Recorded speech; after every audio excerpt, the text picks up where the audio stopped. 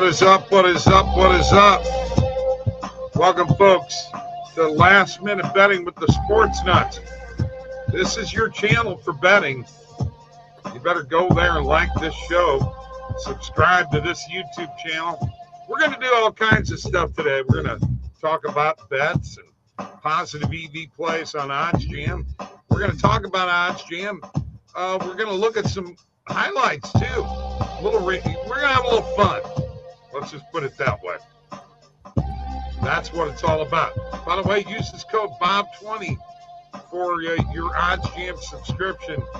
Get 20% off, all right? So use that code right there. Or you can use Mike20 too.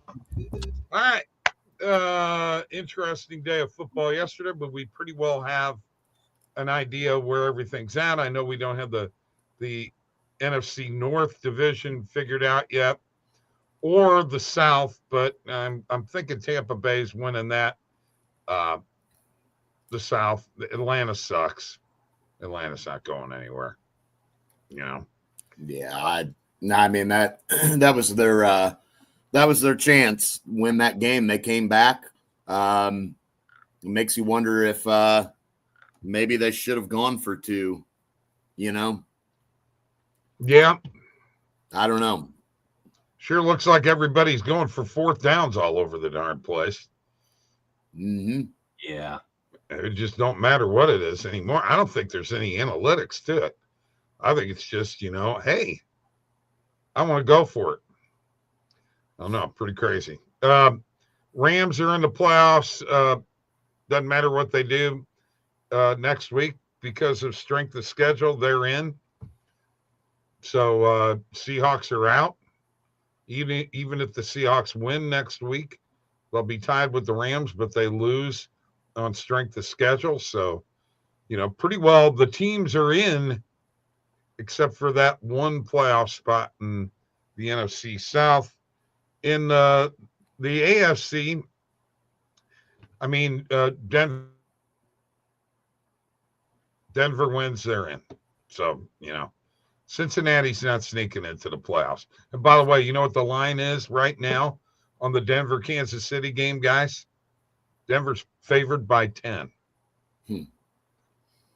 Well, yeah. That's because Mahomes isn't starting, right?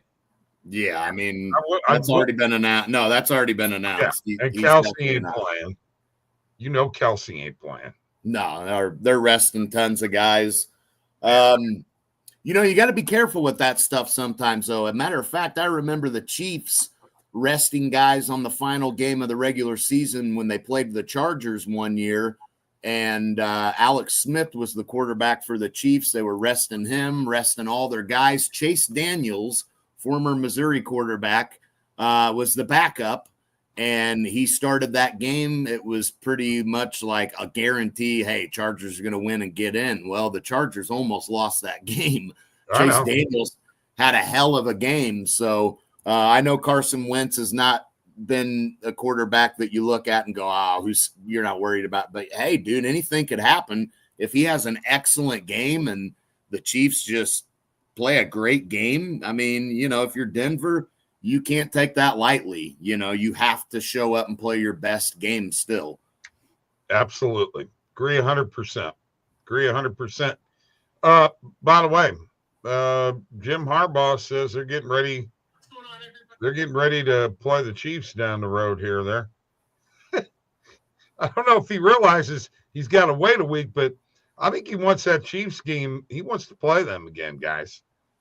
No, he doesn't. He does not want to play the Chiefs. Well, I mean, what they lose by? Kick. Well, I mean, you'll take getting a chance to play them because then that means you won a playoff game. Right. The problem is that you're probably not winning a playoff game because I don't know that. I think Pittsburgh may get Cincinnati. They don't want to fall, to that 6th seed. They don't want to have to play Baltimore in the first round, their division rival that just stomped them, a week ago. So, I think that I think you're set up to probably play Baltimore if you're the Chargers, and I don't think you're winning that game. I just don't. Okay.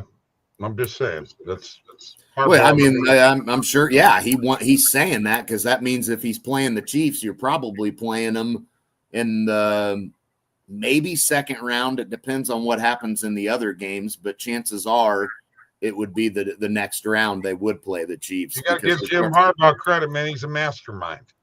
This is all psychological here.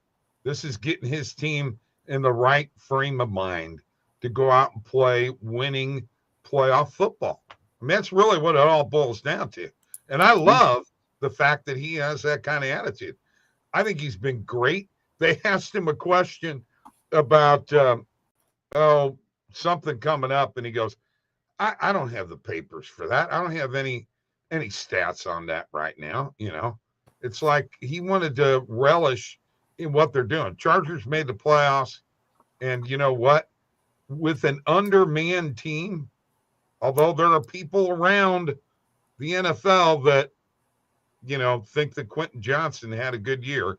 I know you guys aren't one of those, but I'm just telling you, there are people on the NFL network who played football. Well, I don't care what they say. All right. I mean, I will say he had a better year than I thought he would.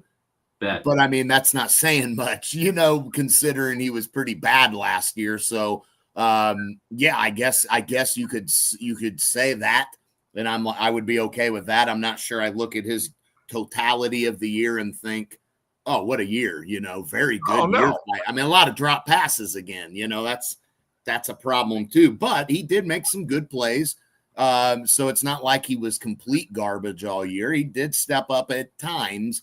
But then you had a lot of disappointment too. So better than last year, but that's not saying much. 12.5 yards per reception. That's pretty good. Okay? Yeah, he's supposed to be that, though. He's supposed to be that. Yeah, I mean, he's 6'4". He's a big body guy. I mean, it should be easy for him to be raking in, you know, plenty of yards per reception. But you know, only 525 yards on the year. That's not going to probably cut it when you expect him to be what they drafted him to be, and that is a number one receiver. You know, he's definitely not lived up to that yet. Now, he did have 8 touchdowns, which you'll take that. You know, considering you don't have a ton of receivers anyway. You're glad to get that out of him, you know, at least, but. I mean, I don't look at it and think, oh, man, you know, I still don't think they should have drafted him. They should have taken Addison. Well, yeah, 100%. Well, yeah, I don't see the guy being worthy of being a wide receiver 1 or 2. You cannot. If they go in next season with McConkey and Johnson as the 1 and 2, that's. No, you got to go get another receiver next year. Maybe it's a guy like T. Higgins. Well, come on, man, McConkey. I mean, he's a very good receiver. But you need someone else. I know that. It could be too easy to take him. I realize that, but I'm away. just going to tell you. I'm just going to put this out there right now. Tom Brady went there through more than 1 year with Wes Welker as his number 1 receiver. An undersized guy is not a bad guy to have. No, I'm not saying it is. This kid's fast, but you've got to have other. You got to have other weapons. Who did Welker play with Brady? Who do you have on the other side? Danny Amendola, Randy Moss. Before Amendola, yeah. I mean, the 1 year they had Moss. 1 year. I'm talking about throughout. I'm talking about when Welker was the number 1 guy. Well, no, but I thought they played together more than 1 year in the late 2000s. They only played together. Randy Moss was only on the Patriots for 1 year, bro. He was? I thought he was there for a couple. Not to my knowledge. Maybe I'm wrong. He played several. He played from 2007 to 2010. Yeah. He had one monster year. Huh? He must have been injured. Because he had that monster year, and Welker was the man. That was 2010 when that happened, but 2007, 8, 9, he was above 1,000 yards, double-digit touchdowns. Well, Welker 2010 was when he got hurt, I would assume. Yeah, no, I think I remember that game where he. But no, the bottom line is, I think McConkey is a good receiver, but I think that's the only good receiver they got on this team. I think he's worthy of being a number 2. Next year, though, I want to see a number 1 like Tyreek Hill, CeeDee Lamb, T. Higgins, somebody like that. I want a running back, a tight end. I want to see some skilled players on this team next year. If we don't get those, I might consider not being a fan, to be honest, if they don't get that. I mean, I still think they're going to build something. And I think they'll go out and get at least a receiver. I don't know that they're going to be able to go get all those things because I don't know who all is going to be available and worthy of getting. I would be content with a running back in the draft, maybe, is where you could. I mean, I would be cool with that because that may be where you have to look for a running back. Receiver, yeah, you could find someone in the draft too, but I don't know that you're going to get a rookie wide receiver in the draft that's going to be your number 1 immediately. To replicate that with McConkey again is going to be tough. You need to go get a T. Higgins, someone like that who seems like he will be available. I mean, I agree. I think they have to make some moves for next year. Tristan, Bengals. I'd be all for it, but too much has got to happen now. They've got to have Denver's got to lose to Kansas City with nothing but backups in. Miami's got to lose too. Yeah. And they got to lose to the Jets. So. Yeah, actually, because of that and because the Chiefs are resting guys, I don't see it happening now. I don't either. I mean, maybe for some crazy reason, the Jets would upset Miami.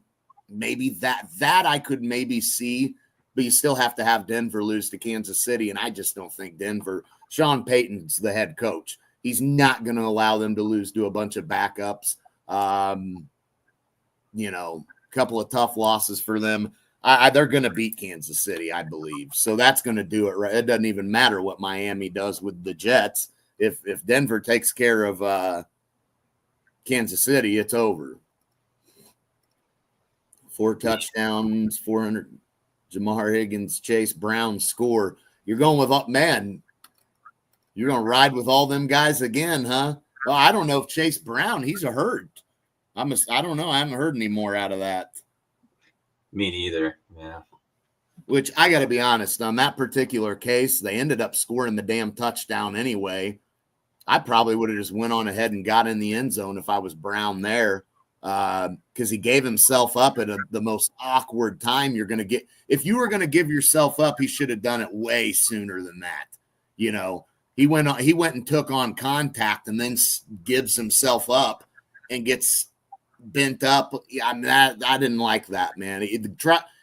Muscle your way in. I mean, you're that dedicated now. You can't just stop and drop to the ground. There's 2 defenders right there getting ready to hit you.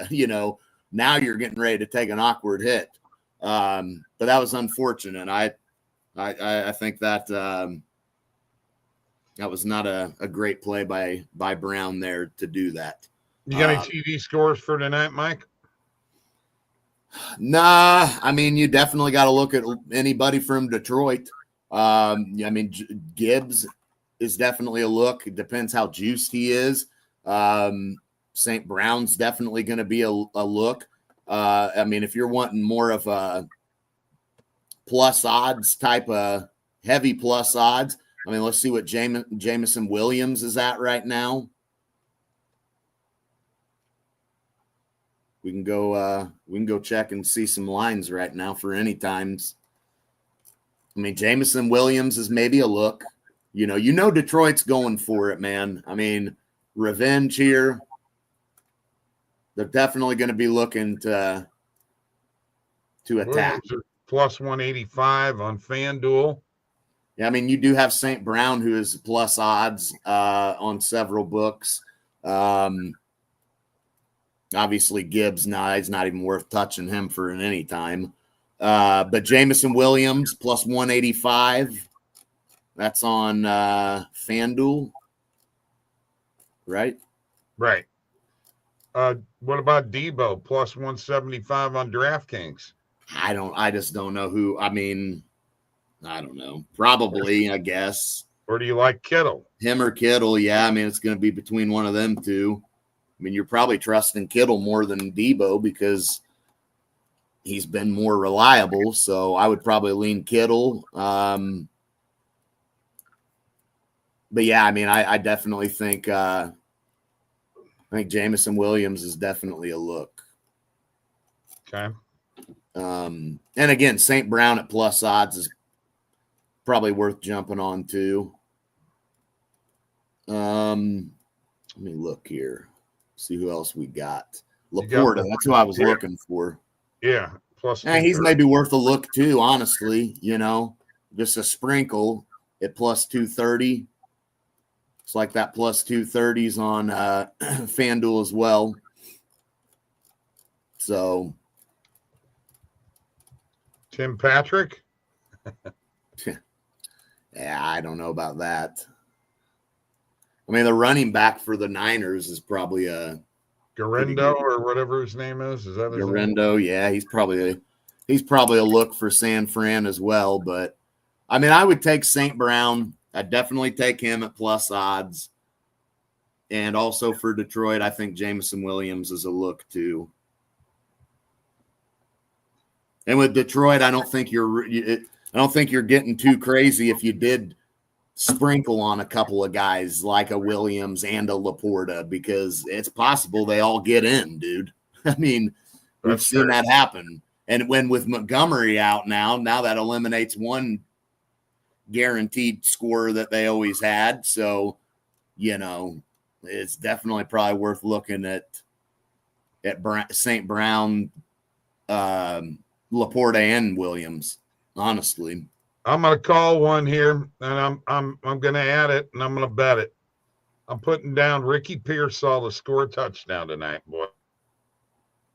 Okay. He's got one on the year. It's time for him to come through. Well, best of luck.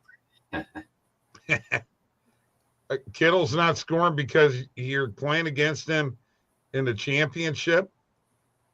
Okay. I hope you don't bet like that, by the way, Tristan. Yeah. Based upon what you're playing in fantasy. I hope you're not doing that. Yeah, I don't know. There's not a lot of guys I'm looking at for San Fran, to be honest with you.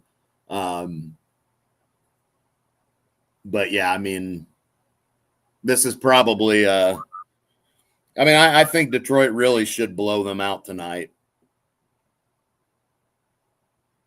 I really think they should.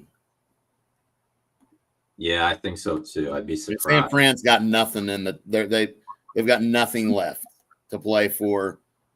The only worry is if Detroit, lets up a little bit because they get such a decent lead that they start taking but Detroit's not normally been known to take their foot off the gas, and they need to win this game. But it's not really must win for him either, because they've already beat Minnesota once. So no matter what, Detroit controls their own destiny. So if it just ain't happening for them tonight, then it just ain't happening for them tonight. It's not a must-win game. They can beat Minnesota next week. They'll have the same record as the Vikings and have the head-to-head matchup beating them twice. So regardless of what happens here tonight, Detroit has to win that game next week against Minnesota no matter what. Because if they win tonight, Detroit wins against San Fran. They're 14-2 against Minnesota in playing Minnesota, both of them. But if Minnesota wins that last game, Minnesota has the overall better record. Right. So, but Detroit can lose this game and still control.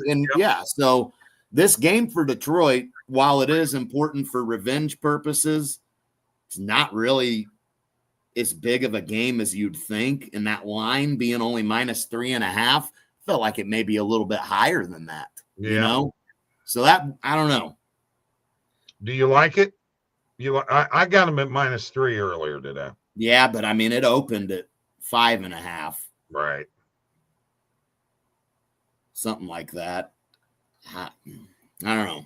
Maybe Brock will have the game of his life. I mean, again, if you're Detroit, this is not a must-win game, and it's really not the most important game out there for you. I mean, next week is it for you. You know, right? That's the one. So you could technically ease up this game and say, hey, you know, maybe we don't go all out here because we don't want to risk an injury too, you know. So there's always that look. Anyway, took Markkanen under PRA, got Garland under PRA tonight.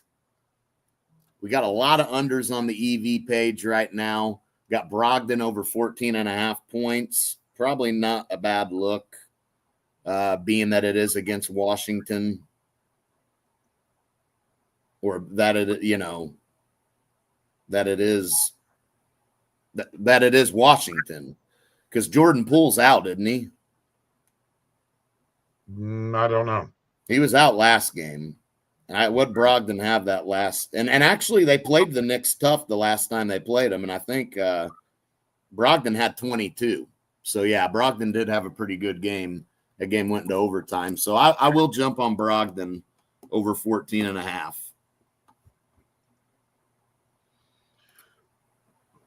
We'll jump on that. Yeah, I don't know. I don't know if Poole's playing. I don't think he is, honestly. So that's going to make it to where Brogdon's definitely going to get some more opportunities. I knew, but yeah. To be honest with you, I don't really. I'm with a lot of the people right now in terms of, you know, the ratings being down. I don't have much desire to watch the NBA right now. It's been rough. Yeah, I mean, you know, it's 55% down. That's bad. That's really bad. Yep. Gonna take Sabonis over 5.5 assists. And the Kings, boy, they just they've been struggling, man. 6 in a row. Fired the coach, didn't they? Mm-hmm.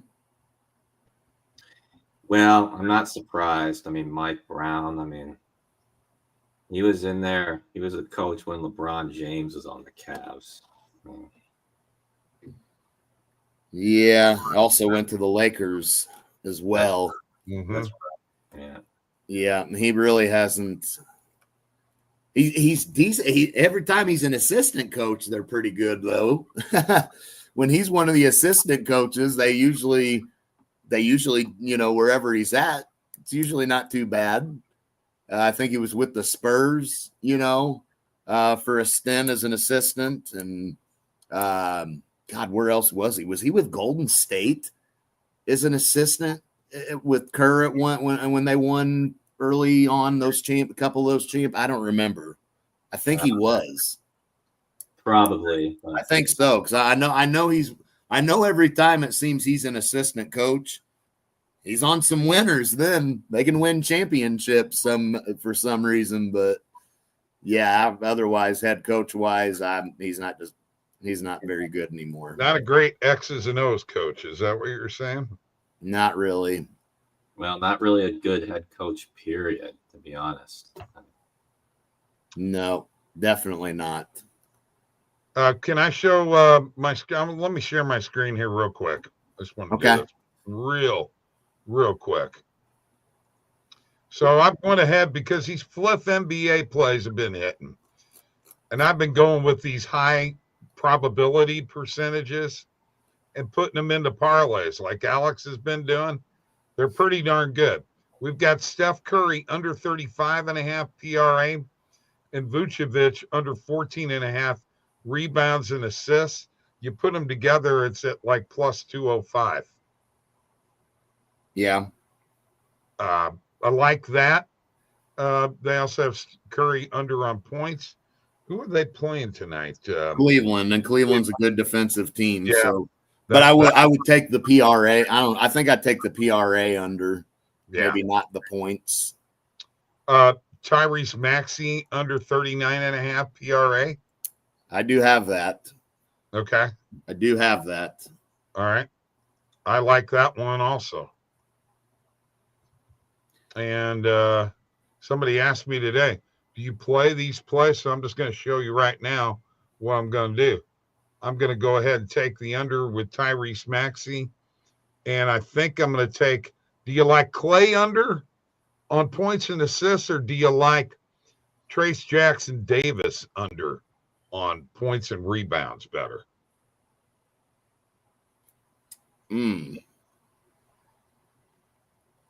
They're both pretty good looking plays.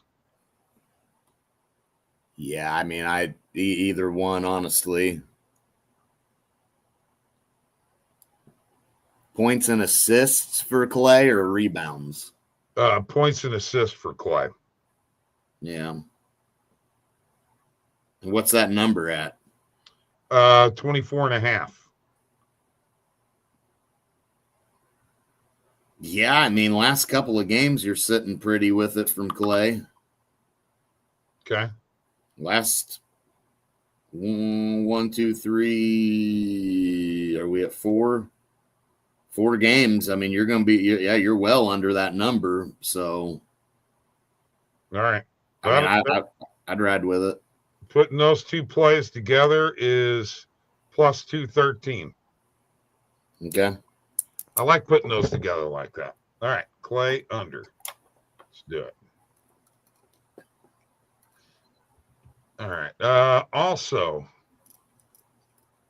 got a little money line parlay that we did earlier today. Little NHL money line parlay. If I can get it to pull up here. And almost. There we go. All right. Now, for some reason, it's duplicating those bets. Let me delete that one. I don't know why that is happening. Let's see. 3-leg parlay. Goal scorers, Matthew Tkachuk, Jared McCann, Kyle Connor, and moneyline parlay, Winnipeg, Seattle, Florida. Seattle plus money at home facing Utah. I ain't too worried about that one. Feel pretty confident in that. What do we want to do, Mike? We want to go to some highlights, or what do you want to do? I mean, we can for a few, it doesn't matter to me, whatever you want to do. Maybe it's kind of a slow day today anyway. Yeah, so, really is. Yeah. You know, maybe best just to wait and out. Bug out here. And we shouldn't have any controversial topics here or anything anyway, because No, well, nothing, you know, nothing that I can think of. I can't think any either. I was trying to find my lighter so I could light the gas, but light the gas. Okay. What gas? Well, you know, I was accused last time of gaslighting, so I see. Well, no, we're gonna light gas. Might as well light it here in the studio, huh? All right, let's go home. Let's go home. I'm ready. Have a great day, folks. We'll see y'all later.